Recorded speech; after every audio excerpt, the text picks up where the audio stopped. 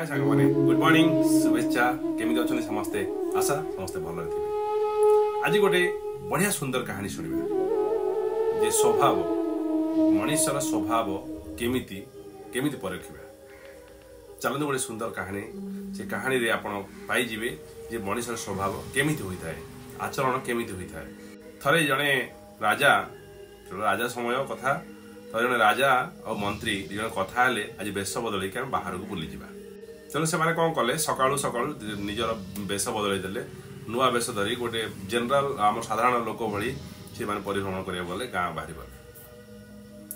तो से भितर कौन है राति संध्या हो गला से कहले ना संध्याटा भी देखिए राति भी देखिए कौन होची लोकंकर रिएक्शन कौन लोकंकर आम देश माने राज्य प्रति कौन प्रभाव अच्छी लोकंकर आमर राजा प्रति कौन भाव अच्छी तो देखापी से कहले संध्या बेले रही जा। तो संध्या जो कौन कले गोटे गछ उपर चढ़ी जाइए राजा और मंत्री दी जन गोटे गछ उपर चढ़ी जाइए। तो एमती बस गछ उपर से जड़े लोक आसला से गछ मूल को आसिक बेहोश हो गला। राजा देखी संभाली पारे कहले हे लोकटा गोटे बेहोश हो गला ताकू केमती कौन कर बचे पड़े। मंत्री कहले टिके रही जाओ। तो मंत्री कहले आप जातुनि टिके रही जातु टिके अपेक्षा करूँ कौन पे एमती कहले।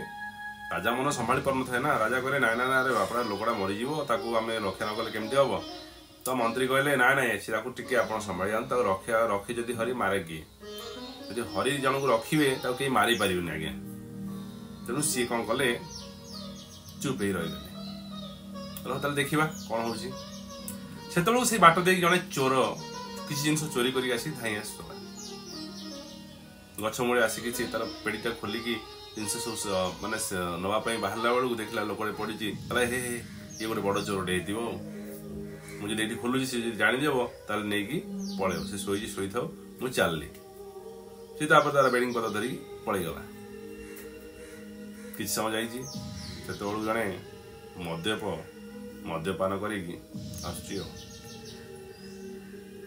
सी तार गीत गाई आस देखला लोकटे अच्छी अरे यहीटा गोटे मदुआ देव आ पड़ी पड़ी दो भल पड़ी दो सी तार मद्यप आक्शन से भाया कहला देखला कहला मद्य बड़ा मद पीकी पड़ी तेणु आ बाबा ता पाख जा दरकार नहीं मु मो बाटे चलली सी ता बाटे चलीगला। ठीक से बेले जड़े साधु आसी मद्यप पड़ जा तो साधु सन्यासी जन देखिले कहले हाँ आपड़ा पड़ जा किसी गोटे असुविधा हो बोधे से गोटे निश्चय भगवान अंश लोक गछ मूलटे एमती पड़ी कहीं मोर सामने सी आसला केमती निश्चय जड़े साधु पुरुष होते। तेणु सी कमंडल पा टी आनी मुह को छिंचीदे कमंडल पा टी आनी मुह को छिंचीदे। तो सी चेता फेरी पाइला तो साधु जापारे नहीं आश्रम को चलीगले। तापरे मंत्री राजा को पचारे महाराज कौन चिंता कले कौन देखले।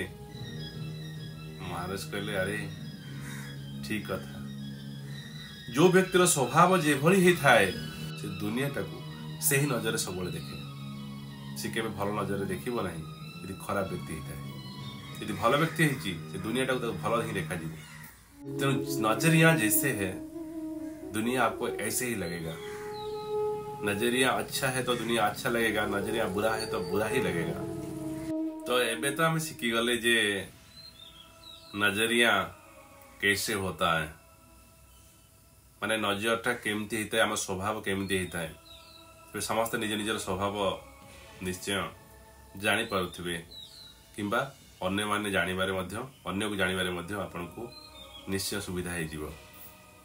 किंतु ये कही रखे निज स्वभाव एमती रखंतु जमीती कहीं आपको खराब नजर न देखंतु स्वभाव आपणकर ठीक भाव में परिमार्जित कर रखंतु आपन को दुनिया ठीक ही कहब। आपन कहि परिबे जे कली जुग ए कली जुग रे भल कले केबे भल मिलेनी खराब काम कले खराब ही मिले थाए।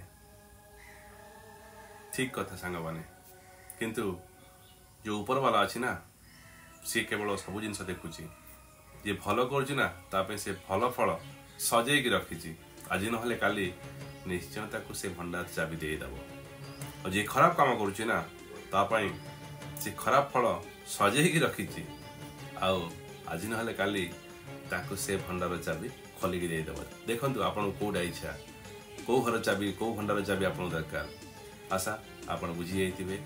ये आज कथा आमर विचार आपणकर केमती लगे निश्चय कमेंट कर जानवे। जो भल लगे लाइक करेंगे और शेयर करेंगे।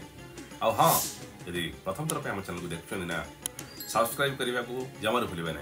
यह द्वारा आम करुवा प्रत्येक वीडियो प्रत्येक कथावस्तु प्रीतिवाणी प्रथम पहुँच आपण पाखे।